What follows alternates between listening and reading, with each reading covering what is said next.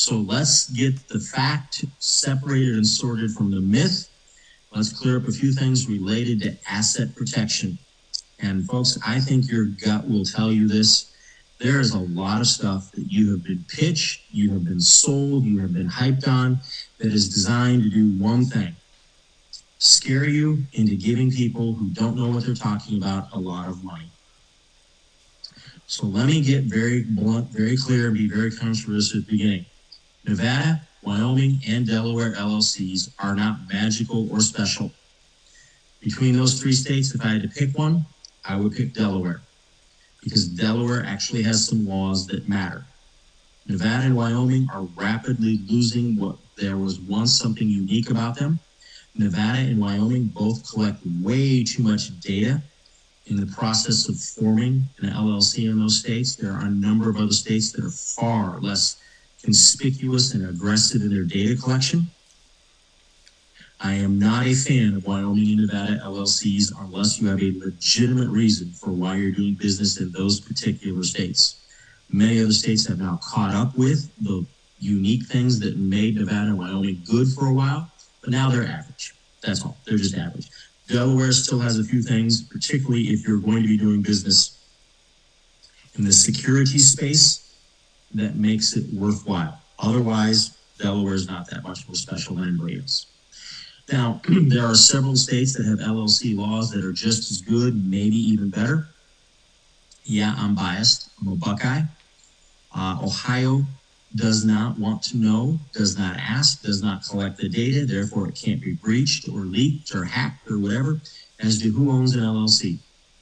I can form LLCs in the state of Ohio in a matter of a few minutes, and the only information that knows is that I am the organizer and attorney for that LLC, and we don't even have to disclose how many member owners there are. New Mexico is another good state, Iowa, and then a state that we often overlook, even though it's up above us. We should pay attention to Alaska. Alaska is a good state to look at for some asset protection characteristics in their LLC laws. And by the way, they are not nearly as nosy as Nevada and Wyoming are. Now, here's a reality that you must understand. Over 99% of all civil lawsuits settle. So I have been asked hundreds of times hypothetical questions about, well, Jeff, so I get sued and then I get a judgment against me. And that question just rubs me the wrong way for two reasons. Number one, it presumes that you're in that rare less than 1% of a case going all the way to verdict in front of a jury. And it also presumes that you did nothing in the 5 years between when the cause of action accrued and when the case finally got to the jury. You didn't do anything about it.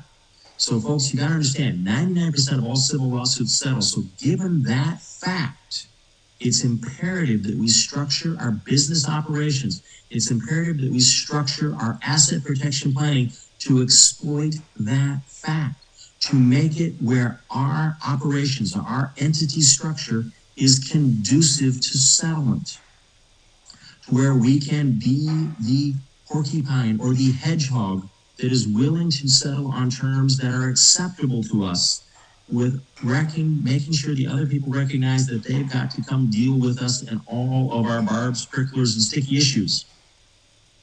Okay, so since the likelihood of settlement is so very high, the goal is to position and operate your businesses to exploit that likelihood of settlement in the event that you do get sued. Okay? It's imperative to understand that. The odds of you getting sued and going to trial and having a jury come back against you, and then that verdict going up on the Court of Appeals and being affirmed, you are looking at a rare, small, tiny, almost infinitesimal percentage of civil lawsuits. The court system today is highly incentivized to have a settlement occur. And if you use insurance correctly, if you use entity and asset protection systems correctly, you will exploit the opportunity to settle on favorable terms given these facts. Now, Folks, there are so many different people running around this country who have never spent their life in the courtroom, that have no idea how to pick a jury, don't understand what the rules of evidence are, and have no clue how to conduct a trial. And they're running around talking about asset protection. And they're completely oblivious to the fact that taxes are a much bigger threat to your wealth than lawsuits. Taxes happen every year. Taxes happen to every significant transaction that you do. Taxes happen to the money that you made from previous deals that escaped taxation once before. You get hit again with real estate taxes, sales taxes, use taxes, all sorts of things. Until you understand that taxes are a bigger threat than wealth, taxes are a bigger threat to your wealth than lawsuits, you are missing a huge issue. You are like playing the wealth protection game with both eyes closed and one hand tied behind your back. Okay? I'm serious about this. Now, we have income taxes, we have real estate taxes, we have payroll taxes, we have capital gains taxes, and those are just to name a few. These take a sizable percentage of your net worth and earnings year after year after year after year. You may go 10 years without getting sued, but you've got 10 years of the IRS trying to take and shear you like a sheep. Okay? So you've got to be aggressive in your asset protection as far as finding ways to legally mitigate your tax liability. That needs to be the number one thing that you're looking at. Now, number 3, this is going to be controversial. I'm going to hurt some people's feelings, but I don't care. Most real estate investors do not need a C corporation, despite what certain guru-sponsored companies say. There's some guru-sponsored companies out there that slam everybody into a C corp, and they are doing these individual investors a massive disservice. I have lost count of the number of individuals, real estate investors, gurus, HGTV personalities that have come to me and go, Jeff, I don't understand the structure that such and such put in place for me. Please help me figure it out. What do I need? What don't I need? Folks, you do not need a C corporation unless you're doing one of two things. Unless you're bringing unless you're bringing people into a business that's generating active earned income who are not U.S. citizens. Or if you're looking at maybe someday going public. Other than that, you probably don't need it. Maybe some of the exotic C corp benefits that you can't get out of a sub-S entity might apply if you've got a special needs child or some other family member with huge healthcare costs, okay? But those are the 3 reasons you need a C corp. But the average real estate investor does not need a C corporation. I don't care what they say in Nevada or Utah or elsewhere, all right? Double taxation is a fact of life with C corporations. Higher accounting and tax preparation costs are another fact of life with C corporations. Some of the fringe benefits are nice if you have a family member that needs extensive medical care that isn't covered by insurance. But not many of us have a special needs child or someone else that needs hundreds of thousands or tens of thousands of dollars of benefits every year. Does your company have a long shot of going public? Are you actually going to go into that space? Well, you're a rare breed then. Maybe then you want to look at a C corporation, but otherwise, I doubt a C corporation is appropriate for you. Now, here's another thing out there. There are people running around who will tell you that trusts, revocable trusts, land trusts, whatever you want to call them, that they slice, they dice, they bake, they do everything. They'll roof your house, they'll clean your gutters, they will wash your car, all that stuff. No, they won't. And they do not provide asset protection. Irrevocable trusts may provide asset protection if properly set up, if properly funded, and if properly administered. But other than that, no. A revocable trust gives you privacy, but not asset protection. Now take a look at this picture that you might see on the screen, okay? And I'm going to just take a chance and I'm going to go ahead and move my thumbnail video out of the way, because I want you to see this amazing engineering feat in this picture. We have a hot water tank with all sorts of convoluted plumbing, the supply and the exit, and we have this terribly, horribly jury-rigged system of venting the exhaust of this gas hot water tank. Folks, I have to tell you that this is a multiple code violation, but it is also something that reminds me of many of the do-it-yourself trusts that I've seen and the ongoing confusion that exists between the trust and the trustee. People think that the trust, which is merely a contractual agreement between two or more parties, is the thing that makes everything happen. And the answer is no, that's not true. It's a trustee that does it according to the terms of the contract. Now, trusts do provide privacy if you know what to do, but there is a balancing act. I like using I like using what I call grant or revocable title holding trusts. That's a term that I've coined that I now hear other people picking up and using, and that's quite honoring for them to say that. As people who I respect, but grant or revocable title holding trusts. I like them. I use them. They do provide privacy if you know what to do, but there's a balancing act. Okay, let's talk about this very briefly.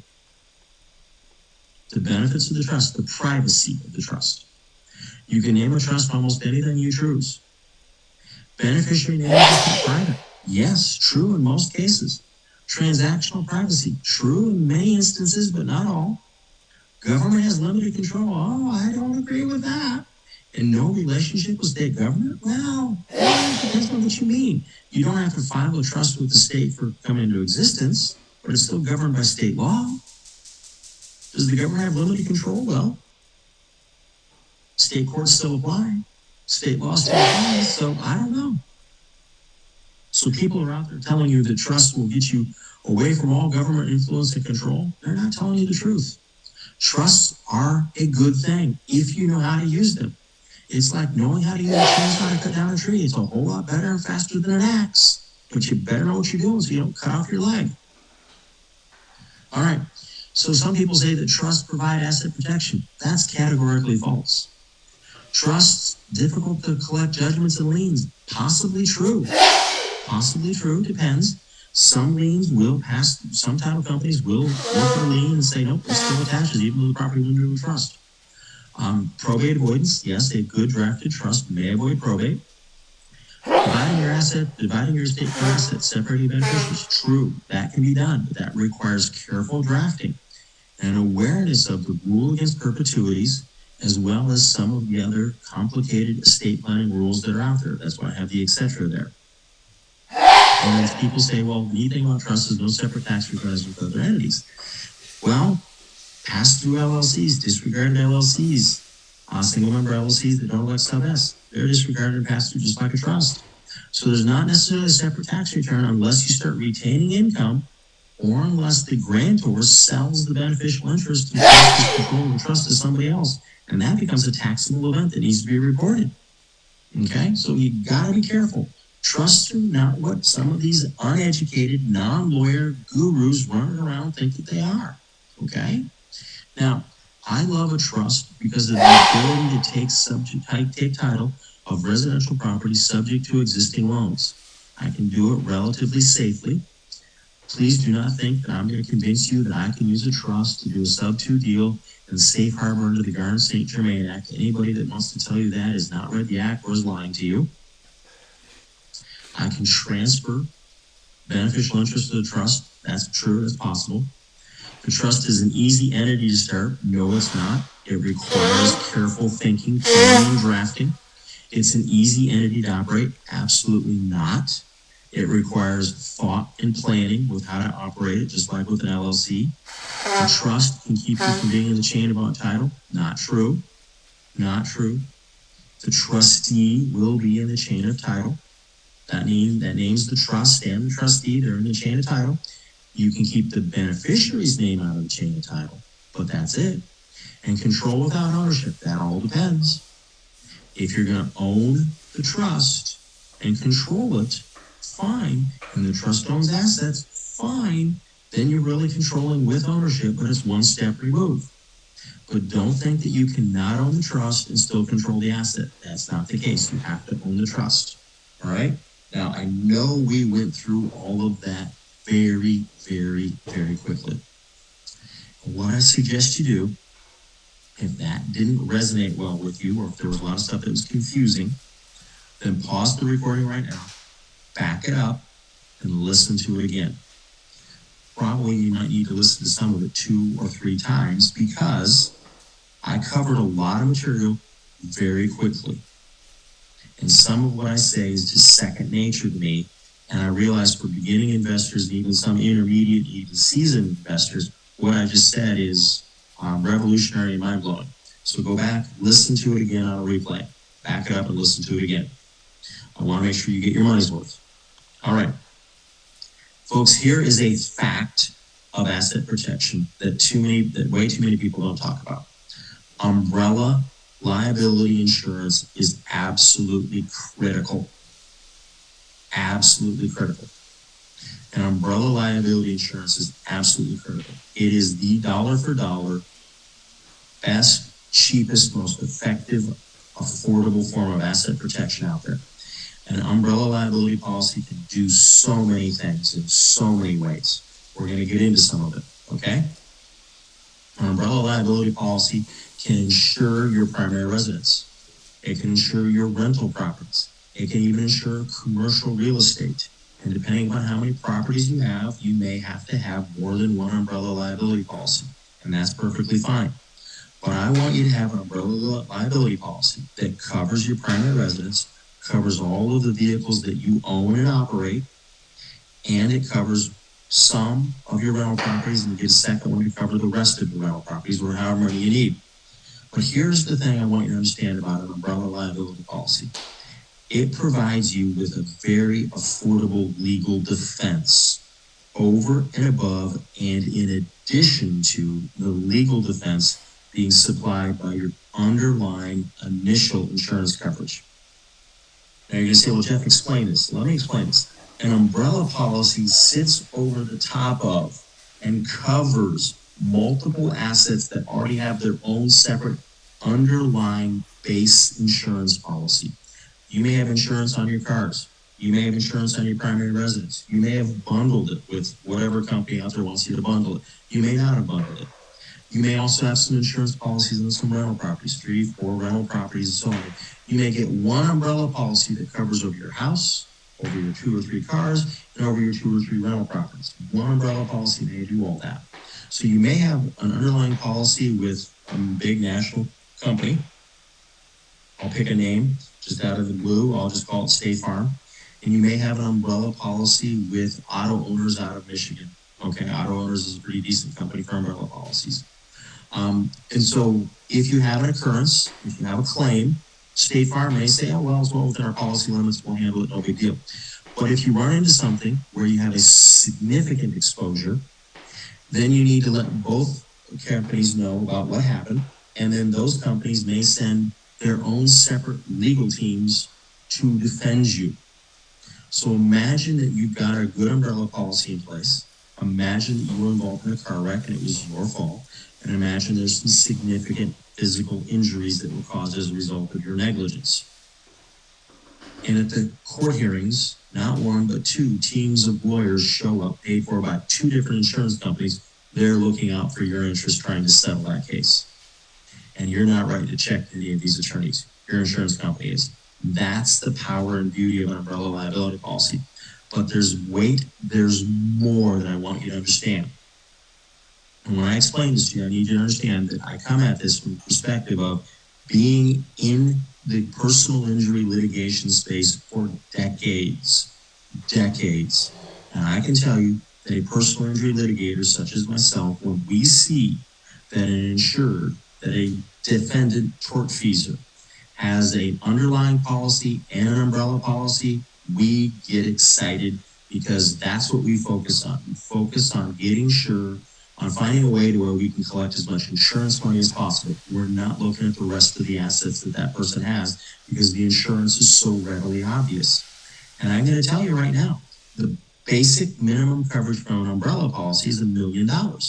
Many of you need to bump yours up to 2, 3, 4, 5 million. That's very cheap, very affordable. But I'm going to tell you, $1 million goes a long way in most courtrooms today. $1 million goes a really long way, and $2 million goes a long way. in most courtrooms today. And those verdicts that you see advertised on TV or on billboards are usually against large commercial companies with even bigger umbrella policies.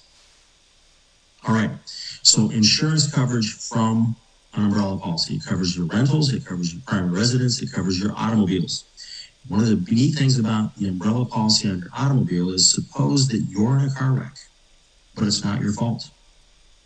And somebody hits you and they hurt you badly. And they only have state minimum coverage of $12,500. And that minimum coverage doesn't even begin to cover your emergency room bills for your compound fracture of your left leg, and for your dislocated left shoulder, and for your collapsed left lung. Okay? All of this because you were T-boned on the driver's side of your car. The good news is that your umbrella liability policy will pick up where that other person's inadequate insurance failed. So for everything above $12,500, your $1 million umbrella policy is now responsible because you have an umbrella policy that also provides underinsured and uninsured motorist coverage. So those are important things. And I've represented high-income individuals that have been involved in car wrecks that were life-changing and changed the way that they can make a living, taking them from making $300,000 a year to $30,000 a year. And the umbrella policy was what we used to help make our client whole. So if you're having a business and you have anything related to your business coming to your home, I don't care if you're doing an Amazon dropship business, I don't care if you're doing some sort of MLM marketing business, I don't care if you're doing anything where you've got anybody coming to your home in any likelihood, you want to add a home-based business rider to your homeowner's policy. It's a cheap and simple must-do. I've litigated cases where people didn't do it, and we've had to defend, and we've had some real challenges there. So I want you to do that right now. If you've got any sort of business activities in your home, particularly if you're taking a home office business deduction on your tax returns, get a home-based business rider. That can be another write-off on your tax return. Now, if you have business space outside of your home, I don't care if you own the space and you're doing self-rental, I don't care if you're renting from somebody else, you need to make sure that you have renter's insurance that covers both your contents and a liability protection. And any of your tenants, whether it be residential or commercial, should be informed in writing that they need to get renter's insurance. And you can ask them for a copy of the declarations page showing that they have the coverage as part of a requirement of their written rental agreement. You want tenants to have that kind of coverage. Now, let's talk about the reality of what's going on. Some of you are entrepreneurs, you're running, you're gunning, you're doing deals, you're making stuff happen, and your books and your paperwork is just an absolute audacious catastrophe. And I've got some serious news for you. That's got to stop, because your business books matter more than ever. Your business books will tell a story. Will they tell a story of someone who is doing it right, or will they tell a story of someone who is completely disorganized? You need to have your books organized. You need to have accounting. You need to have your checking. You need to reconcile all of your bank statements once a month. You need to do accurate entry into QuickBooks. You need to be prepared for random audits by your accountant or your tax preparer, and you need to be able to file your tax returns. And all of that is based upon how good your books are. I have heard a lot of people complain about how much they pay in taxes and how hard it is to get their accountant to be able to do something to help them. And then when I find out how crappy their books were, how horrible their record keeping was, then I knew why their accountant was literally handcuffed. Okay, so you've got to have great books. And oh, by the way, if you don't have good books, then it looks like maybe it's a lot easier to pierce the corporate veil because you've not been running your business as a separate, distinct entity apart from yourself.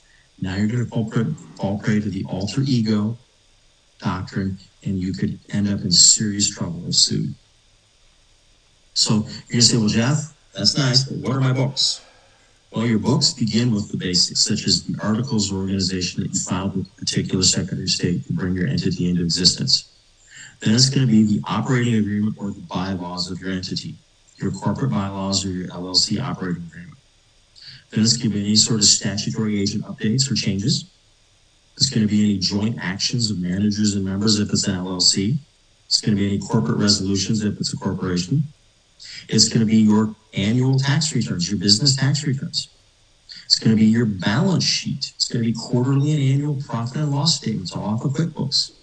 It's going to include your reconciled bank statements, insurance policies naming your business as an insured, deeds showing assets or title to the name of your business, your entity, your LLC, your buy and hold company, your flip company, titles to any vehicles or personal property or mobile homes, any trust agreements that involve your business, any loan documents where your business borrowed money, where your business lent money, any closing statements from buying or selling assets, particularly real estate, and finally, mileage records for what is a business-related driving. Whether it's a business-owned car or whether it's a personal-owned car, you want to have some degree of mileage records to show how you've been using that car in the business. These are your books. These are things that indicate that your entity, that your business is truly a distinct legal entity separate apart from you as a person. That this non-carbon legal life form really truly exists on paper. Now, this is the part that I often have to deal with. I have people come up to me and say, well, Jeff, I got sued and I got a judgment against me. What can I do now? And I'm involved in a very high level, I'm involved in a very expensive corporate matter right now. We might get into that in a minute. Because let me just phrase this to you. After the cause of action accrues, it's too late to use most asset protection techniques. So after you waffle the neurosurgeon in the crosswalk on a Friday evening, it's not easy to go use a lot of asset protection techniques because you already know you're going to get sued by someone who makes millions of dollars a year. So you've got to have your asset protection plan in place before you get sued. Once you get sued, it's a lot harder to get things figured out. Is it impossible? No. Is it difficult? Very.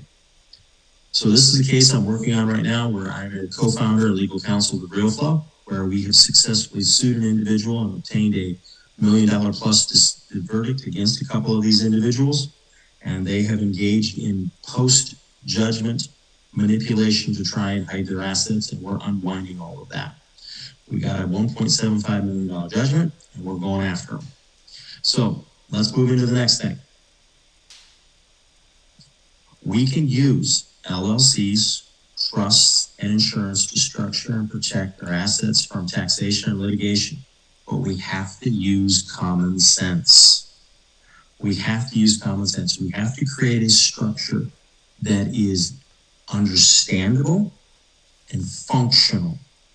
If it's not functional, if you don't understand what your asset protection lawyer and your accountant put together, it's worthless. I would much rather you have something that you can ride like a little bicycle, like a basic 10-speed bicycle, than to put you on a great big Harley Davidson you don't know how to balance and operate. Okay, yes, they're both quote bikes unquote, but I'd much rather you have on a bicycle that you can manage and control than something you have no idea how to manage, operate, or control. So we've got to do stuff that makes sense. We've got to use common sense. So I'm going to just try and show you a little bit here. I like to do a passive income and liability segregation strategy. So this is where we have rental properties. That's at the bottom of the screen. These rental properties are owned by the trustee of a title holding trust. These trusts are owned by single member LLCs that I abbreviate as SM space LLC. You can have one LLC, you could have two, you could have three, whatever. It all is variable. Depends on what the cost of filing an LLC is. But each trust has its own LLC ownership, or one LLC could own two trusts. It's all fine. These LLCs, these single member LLCs, are owned by one master multiple member LLC. This master multiple member LLC can then be owned by you and your spouse, or you and your partner, or you and your adult children, or you and other individuals. And then you can also structure it for where, if you want to, you can have what you own of this LLC, master multiple LLC, which owns everything else underneath it. You can convey that into some sort of estate planning trust if you want to do that. That's perfectly fine. But this is a very logical, simple, easy to forward manner.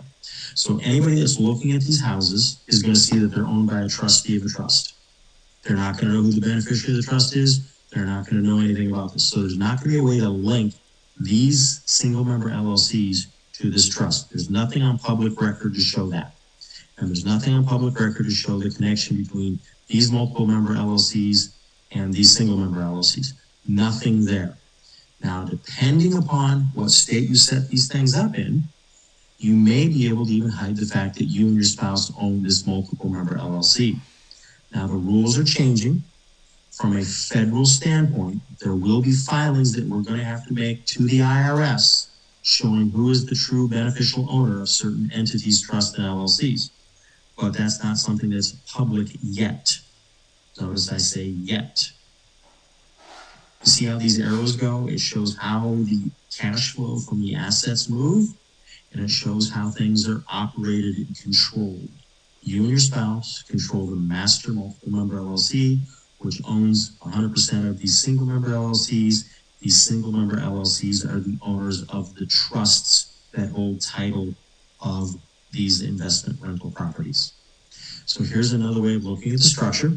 The trustee of the trust is the owner of record. The trust is owned by a single member LLC. That would be the beneficiary or owner of the trust. These single member LLCs are owned by one multiple member LLC. That multiple member LLC is owned by you and your spouse, or you and your adult child, etc. It's just a different way of looking at the same structure. This slide just shows the same thing in a different way for a different type of perspective as the previous slide. All right. So this structure is simple and easy to understand, and most importantly, easy to operate and function. All of the operational stuff that's going to happen is going to be done by the trustee and by the manager of this LLC here. It's pretty simple, okay? So here's a plan for earned income. This is earned income, okay? This is not rental income, this is earned income. So we have flips, or we wholesale properties, we buy, fix, and sell. We do businesses such as property management, consulting, all of these things. These things can flow into an LLC electing sub-S tax status. If it's only you, it'll be a single member LLC. If it's you and a partner, you and a spouse, you and a colleague, we can make it a multiple member LLC. We can control who owns what portion. But remember, when we get into a sub-S elected LLC, profits are paid out based upon the ownership portion. So we got to be very careful when we structure this, make sure that we're fair about that, right? So this is a very effective plan for earned income. It gives us privacy, it gives us asset protection, and it gives us good tax mitigation planning, okay? So this has got way too many moving pieces and parts, and people don't understand it, so we don't want to do this one, all right? So let me go back and stress this point. The best asset protection structure out there is the one that you will understand and will correctly manage and operate. If you don't understand what you've got in place for you, you need to find someone who can help you understand it and help you adjust it and adapt it. If you understand it, then you need to continue to do it correctly. And that means that you need to be in control. If you're not reconciling your books at least once a month, credit card, debit card, cash transactions, rental deposits, closings, assignment fees, if you're not balancing all that stuff out, and you're not keeping it in separate correct accounts based on how it's earned and who earned it, you're creating an absolute legal nightmare. You're creating a ticking time bomb for your accountant, for your tax returns, and if you ever get sued. Now, I'm going to cover one more thing that is very important to understand. When it comes to asset protection, The most dangerous document I have seen people use and sign in real estate investing is something called a personal guarantee. There's two forms of a personal guarantee.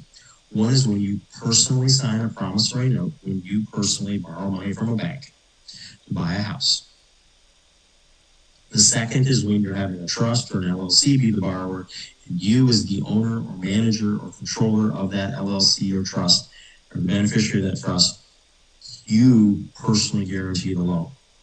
A personal guarantee puts at risk everything that you have now, everything that you're going to earn or acquire in the future. All of that is at risk until that debt is fully paid. This is why when I lend, I love getting a personal guarantee for my borrowers. When I borrow, I try to avoid signing this because I just don't want to put that risk out there. Now, I spent a lot of time looking at this topic, did some recent CLEs on it, and confirmed what I thought. Series LLCs are massive overkill for most real estate investors. Most real estate investors lack the complexity in their business.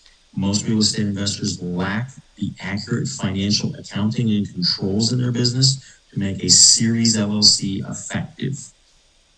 You have basically started to crack a peanut with a sledgehammer. And most of the time, you don't know how to keep track of the mess you're making. Now, I'm going to give you one more asset protection technique that is something probably very few people will talk about. This is where you have to beware of investing with a busy serial entrepreneur who lacks a solid support team and a back office. If you're being asked to invest with someone who doesn't have a good, tight, well-written PPM, who can't clearly point you to their accounting firm or their law firm or their lawyers or whoever it is that helps them, if they don't have a good administrative office support system, that is a major warning sign. A busy, fast-talking, jovial serial entrepreneur, and I've seen a number of them, really good at schmoozing, terrible at execution, horrible at follow-through, horrible at keeping records, you're going to lose your money with them in all likelihood.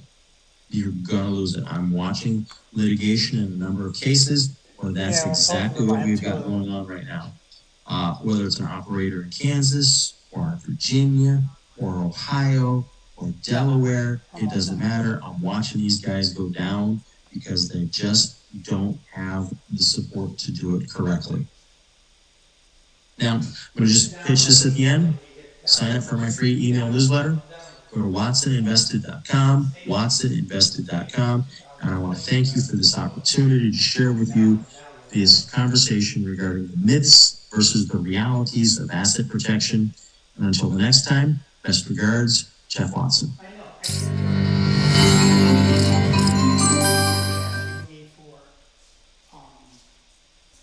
Hold on a second.